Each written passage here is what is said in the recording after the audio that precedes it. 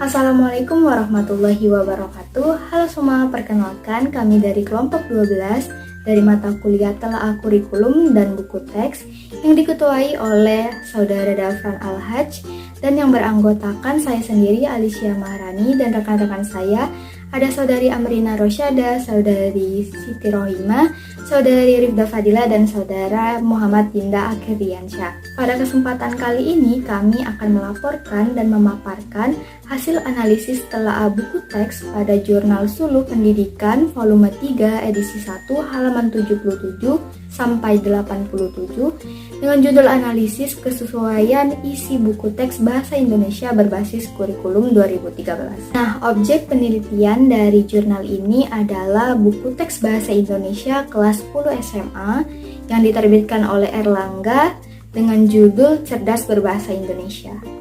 Setelah menyampaikan hasil analisis telaah buku teks pada jurnal tersebut, kami juga akan memberitahu teman-teman mengenai jenis analisis dan metode apa yang digunakan.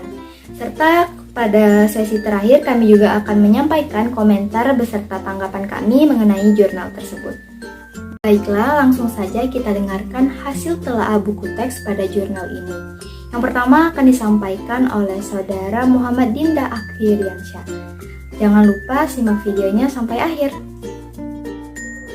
Baiklah, saya akan menjelaskan hasil analisis telaah buku teks pada jurnal dengan judul Analisis Kesesuaian Isi Buku Teks Bahasa Indonesia Berbasis Kurikulum 2013.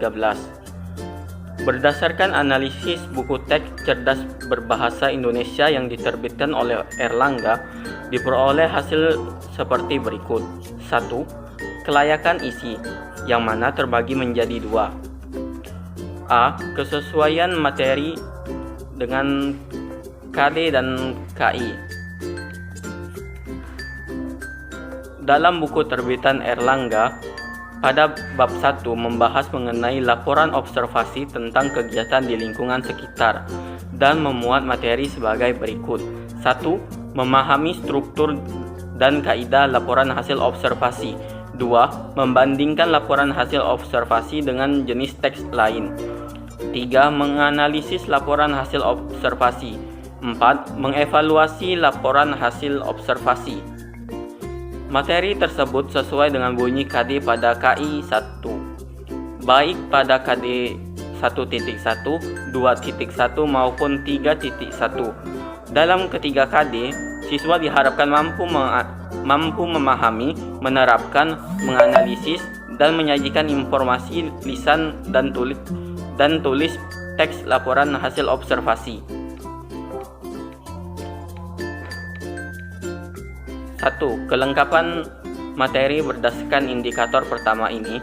Data di atas menunjukkan kekurang lengkapan materi buku teks Cerdas Berbahasa Indonesia terbitan Erlangga. 4 materi yang disajikan dalam buku teks tersebut hanya dapat mewakili kompetensi dasar memahami dan menganalisis saja. Padahal kompetensi menerapkan dan menyajikan tidak dimuat pada materi tersebut. Itulah sebabnya pendekatan saintifik berbasis 5M, mengamati, menanya, menalar, mencoba dan mengkomunikasikan yang digunakan pada kurikulum 2013 tidak dapat diterapkan dengan baik dalam mengajarkan materi ini. 2. Keluasan materi. Buku teks Cerdas Berbahasa Indonesia telah memenuhi kriteria kedua ini. Buku teks tersebut telah mengarahkan siswa untuk mengenal lingkungan sekitar melalui judul bab pertama yang dibuat. 3. Kedalaman materi. Dalam hal ini, materi yang disajikan dalam buku teks Cerdas Berbahasa Indonesia dapat memenuhi kriteria kedalaman materi. Hal itu tampak pada deretan 4 materi yang dikemukakan. B. Keakuratan materi. Secara umum, materi yang disajikan pada buku teks Cerdas Berbahasa Indonesia telah memenuhi kriteria akurasi, konsep, definisi, contoh, dan fakta yang dimuat dapat dikatakan akurat. Berikut penjelasannya. 1. Akurasi konsep dan definisi. Dalam hal ini, buku teks cerdas berbahasa Indonesia menyajikan konsep dan definisi yang baik. Seperti misalnya dalam bab 7 mengenai negosiasi, konsep dan definisi dikemukakan dengan jelas. Akurasi prinsip. Selanjutnya, dalam hal akurasi prinsip, buku teks cerdas berbahasa Indonesia tidak mengemukakan secara gamblang. Adapun prinsip yang dikemukakan hanya terkandung dalam definisi dan konsep yang disajikan. Berbeda halnya buku teks pemerintah yang menyajikan beberapa prinsip dalam konsep yang disajikan. 3. Akurasi prosedur. Salah satu kelebihan buku teks cerdas berbahasa Indonesia, materi yang dimuat beserta prosedur-prosedur yang lengkap. Salah satunya prosedur teks yang disediakan secara sederhana. 4. Akurasi contoh, fakta dan ilustrasi.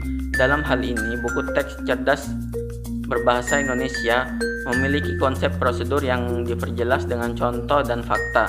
Contohnya, teks yang dibuat pada pembahasan pertama, materi tersebut membuat teks wacana yang memiliki fakta dan prosedur yang jelas.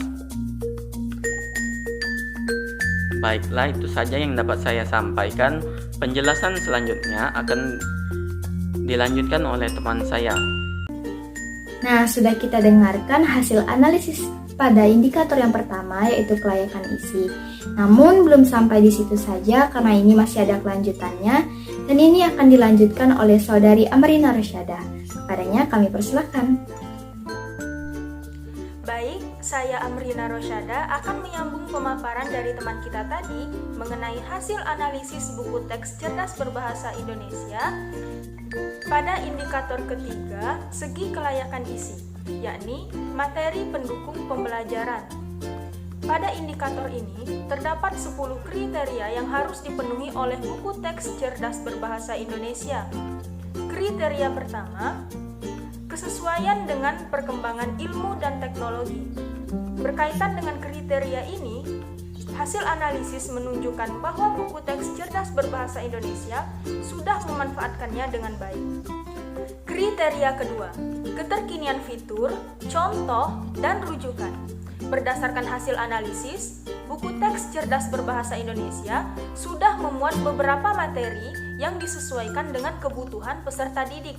Misalnya, kreasi anekdot mengenai isu publik yang terjadi pada masa kini pada bab 8, juga teks yang berjudul Guru Berhati Mulia yang membahas tentang ujian nasional pada tahun 2015.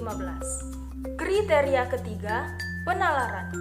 Dalam kaitannya dengan konten penalaran kurikulum 2013, buku ini sudah mengadaptasi proses bernalar yang baik. Hal itulah yang mendasari penggunaan pendekatan saintifik atau ilmiah berbasis metode 5M dalam pembelajarannya. Konten tersebut jelas terlihat pada semua materi. Misalnya, materi memahami struktur laporan observasi, membandingkan laporan observasi dengan jenis teks lain, memahami laporan hasil observasi, dan mengevaluasi teks laporan observasi. Urutan materi tersebut jelas telah mengarahkan peserta didik untuk menyimpulkan pembelajaran laporan observasi melalui proses penalaran. Selain itu, dalam hal penalaran, cara siswa untuk menyelesaikan soal-soal juga menuntut penalaran yang baik. Itu sebabnya, pada soal di buku teks ini mengarahkan siswa untuk tertarik mengerjakan soal. Kriteria keempat, pemecahan masalah. Sejalan dengan kriteria penalaran di atas, kriteria pemecahan masalah juga sudah pasti tertanam dengan baik pada kurikulum 2013. Itu sebabnya, buku teks ini juga pasti mengadaptasi konten itu. Sebagai contoh, pada bahasan teks negosiasi, siswa diarahkan untuk melakukan pemecahan masalah secara mandiri, mulai dari memaparkan konsep negosiasi, mengidentifikasi tujuan teks negosiasi, menjawab pertanyaan mengenai teks negosiasi, memahami contoh teks negosiasi, hingga menerapkan ungkapan khas dalam teks negosiasi. Semua materi tersebut tentu tidak disuapi begitu saja seperti halnya pada kurikulum sebelumnya, namun mengarahkan siswa untuk menemukan dan memecahkan masalah secara mandiri. Kriteria kelima, keterkaitan antar konsep. Konsep materi yang disuguhkan pada buku teks ini memiliki keterkaitan satu sama lain. Hal ini ditujukan agar siswa dapat menyadari manfaat dari materi yang disuguhkan. Kriteria keenam, komunikasi. Sudah sepatutnya tiap buku teks memiliki contoh atau latihan untuk mengomunikasikan gagasan baik secara tertulis maupun lisan. Berdasarkan hasil analisis, buku teks cerdas berbahasa Indonesia ini sudah memuat hal tersebut. Dapat ditemui pada halaman 51 hingga 52 yang mengarahkan peserta didik untuk melakukan penilaian menggunakan metode grafik. Hasil penelitian tersebut akan dikomunikasikan secara tertulis pada grafik. Kriteria ketujuh, penerapan. Dalam hal ini, ada banyak materi dan contoh teks yang disajikan dalam buku teks cerdas berbahasa Indonesia yang dapat diterapkan dalam kehidupan sehari-hari. Misalnya, pembuatan KTP yang terdapat pada halaman 54, alur pendaftaran seleksi mandiri UNY 2012 yang terdapat pada halaman 134, dan materi-materi lain. Kriteria ke-8, kemenarikan materi. Salah satu kelebihan buku teks cerdas berbahasa Indonesia ini ialah memuat banyaknya kasus, cerita, teks, bagan, atau peta konsep yang ditujukan agar siswa semakin tertarik untuk mempelajari materi. Kriteria ke-9, mendorong untuk mencari informasi lebih jauh. Pada dasarnya, buku teks cerdas berbahasa Indonesia ini menuntut siswa untuk bekerja secara mandiri. Hal itu tampak jelas pada materi yang disajikan di tiap-tiap babnya. Misalnya, pada halaman 28, pada kegiatan kerja mandiri membangun teks laporan hasil observasi yang menuntut siswa untuk mencari contoh teks laporan dari berbagai sumber, seperti koran, majalah, buku, dan internet. Kemudian, siswa akan mengemasnya menjadi sebuah laporan hasil observasi. Kriteria terakhir, materi pengayaan. Sesuai pada penjelasan kriteria di atas, dapat disimpulkan bahwa buku teks cerdas berbahasa Indonesia ini sudah memuat materi pengayaan yang baik, mulai dari soal-soal, contoh, hingga kasus yang disajikan terbilang lebih banyak daripada buku terbitan pemerintah. Hal itulah yang menjadi keunggulan tersendiri pada buku ini. Nah, tadi sudah kita dengarkan hasil analisis pada indikator yang pertama, yaitu kelayakan isi. Nah, selanjutnya untuk indikator kelayakan bahasa dan kelayakan penyajian, ini akan disampaikan oleh Saudara Dafran Al-Hajj. Padanya kami persilahkan. Baiklah, di sini saya Dafran Al-Hajj akan memperjelaskan dan memaparkan materi tentang kelayakan bahasa dan kelayakan penyajian. Kelayakan bahasa secara umum, bahasa yang disampaikan dalam buku ini menggunakan bahasa ilmiah. Hal itu tampak dalam setiap bab. Sebagai contoh, teks pada halaman 103, apakah Anda pernah mengalami kesulitan ketika ditugaskan membuat surat lamaran pekerjaan? Solusinya ada pada prosedur kompleks. Teks tersebut disampaikan dengan bahasa ilmiah dan menempatkan peserta didik sebagai mitra pembelajaran yang sepadan. Ketiga, kelayakan penyampaian, di mana kelayakan penyajian ini ada 3 indikator dalam yang dipaparkan sebagai berikut. Pertama, ada teknik penyajian. Beberapa teknik penyajian yang telah dalam buku teks cerdas berbahasa Indonesia adalah ada 3 kriteria. Pertama, konsistensi sistematika penyajian secara umum, di mana sistematika penyajian secara umum ini tampak konsisten. Namun perlu diketahui, poin pengembangan karakter ini tidak ditemukan pada setiap bab, misalnya pada bab 2 halaman 25-43. Kedua, keruntutan konsep-konsep yang disajikan dalam setiap bab tersebut disampaikan secara runtut. Uraian berupa teks, gambar, bagan, dan yang disampaikan dengan baik dan memiliki hubungan antara satu dengan yang lain sehingga siswa memperoleh konsep dasar keilmuan. 3. Keseimbangan antar tubuh. Keseimbangan antar tubuh ini adalah uraian substansi pada bab yang tidak proporsional tampak pada jumlah halaman pada setiap bab yang berbeda jauh. Misalkan pada halaman bab 2 sampai 25 halaman 25 sampai 43, sedangkan bab 3 halaman 44 sampai 73. Lalu yang kedua ada pendukung penyajian. Beberapa pendukung penyajian ini dalam buku teks cerdas berbahasa Indonesia, yaitu pertama ada bagian pendahuluan, di mana bagian pendahuluan ini buku ini menyajikan beberapa bagian. Pertama, gambar bermakna serta judul besar topik pembelajaran bab tersebut. Selanjutnya terdapat tujuan pembelajaran serta karakter yang dikembangkan.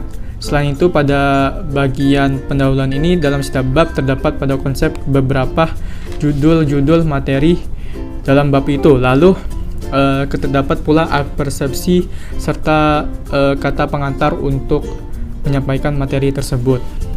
Lalu kedua ada bagian isi. Dalam bagian isi ini buku ini menyampaikan materi secara berurut sesuai peta konsep yang disajikan pada bagian pendahuluan.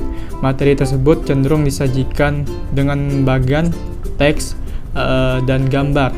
Selain itu juga ada pula unjuk kegiatan, unjuk pemakaian, pengembangan karakter, serta jendela ilmu pengetahuan, serta rangkuman.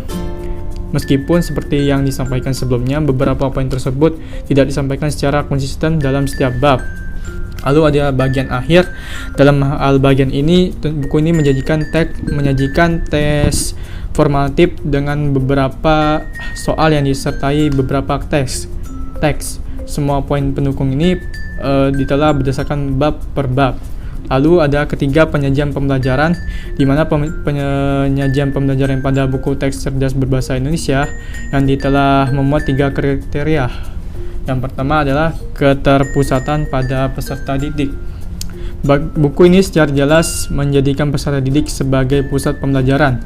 Meski setiap buku pada dasarnya seperti itu, namun buku ini telah dibuat oleh teks-teks yang disajikan kepada perkembangan karakter peserta didik yang dibutuhkan dalam menghadapi tantangan zaman. Kedua, merangsang metakoneksi peserta didik, di mana metakoneksi peserta didik ini dirangsang dan dibentuk melalui gambar bermakna dalam pendahuluan bab, lalu diarahkan kepada peserta konsep pada halaman berikutnya, kemudian dilanjutkan dengan apersepsi. Ketiga hal tersebut telah merangsang metakoneksi peserta didik sebelumnya untuk membahas bagian isi pembelajaran. Ketiga, merangsang daya imajinasi, kreasi, dan berpikir kritis peserta didik.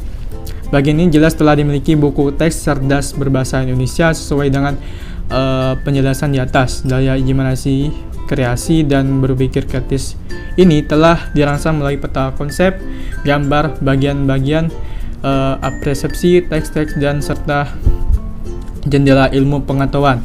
Dan yang terakhir, koherensi dan keruntutan alur pikir, di mana ada 2 indikator dalam koherensi dan keruntutan alur pikir ini. Pertama ada ketertautan antar bab, subbab, alinea penyampaian pesan antar subbab dengan bab yang lain, dan atau subbab dengan bab atau alinea dalam subbab yang berdekatan mencerminkan keruntutan dan keterkaitan isi sesuai dengan penjelasan sebelumnya.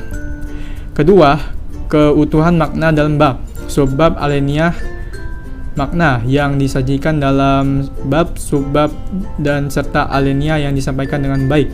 Sejauh ini tidak ada materi yang menyalahi keutuhan makna dalam bab, subbab, maupun alinea.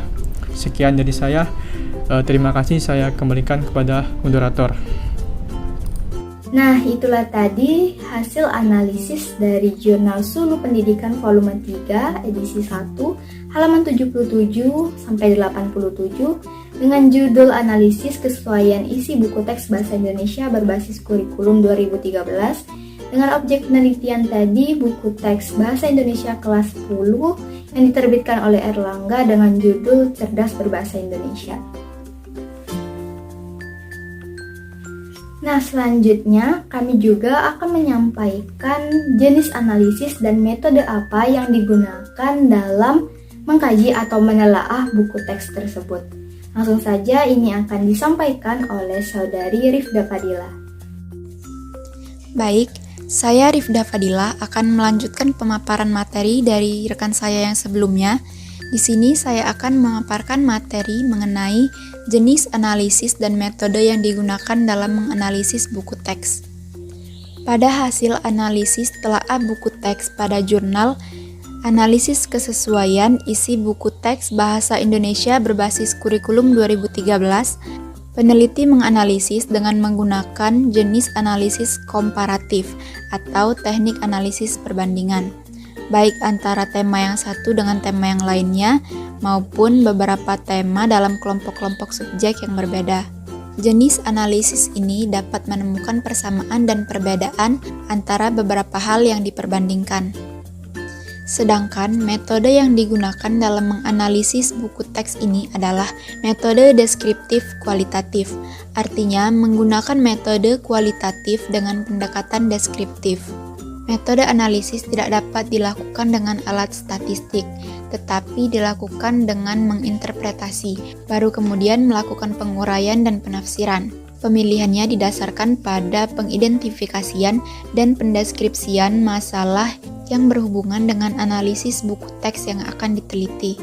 Artinya, penelitian ini digunakan untuk membuat suatu gambaran mengenai kesesuaian isi buku teks Bahasa Indonesia kelas 10 berbasis kurikulum 2013. Nah, itulah tadi penyampaian mengenai jenis analisis dan metode apa yang digunakan pada saat menelaah buku teks Bahasa Indonesia pada jurnal tadi. Nah, selanjutnya yaitu penyampaian tanggapan dan komentar dari kelompok hasil analisis pada jurnal tadi, yang dimana kali ini akan diwakilkan oleh saudari Siti Rohimah. Kepadanya kami persilahkan. Baiklah, saya Siti Rohimah akan melanjutkan penjelasan dari rekan saya tadi. Saya akan memaparkan tanggapan dan komentar dari kelompok 12. Menurut kelompok 12, menganalisis buku teks adalah salah satu cara yang sangat bagus untuk mencari tahu buku teks tersebut memiliki komposisi buku yang baik atau kurang baik. Dengan menelaah buku teks, diharapkan mampu membantu kita untuk mengetahui sejauh mana peranan buku teks ini pada sistem pembelajaran. Analisis atau telaah buku teks ini sangat membantu guru serta siswa dalam memahami materi pembelajaran dan juga sebagai bahan pertimbangan siswa apabila akan menggunakan buku teks ini untuk penunjang bahan pembelajaran di sekolah maupun di rumah, agar siswa dapat lebih memahami buku mana yang layak untuk dijadikan buku tambahan dan menambah pengetahuan siswa mengenai materi pembelajaran. Selain itu, kegiatan telaah buku teks ini bisa menjadi salah satu arahan untuk perbaikan dalam membuat buku teks selanjutnya, atau bisa dijadikan suatu pedoman untuk merevisi buku teks.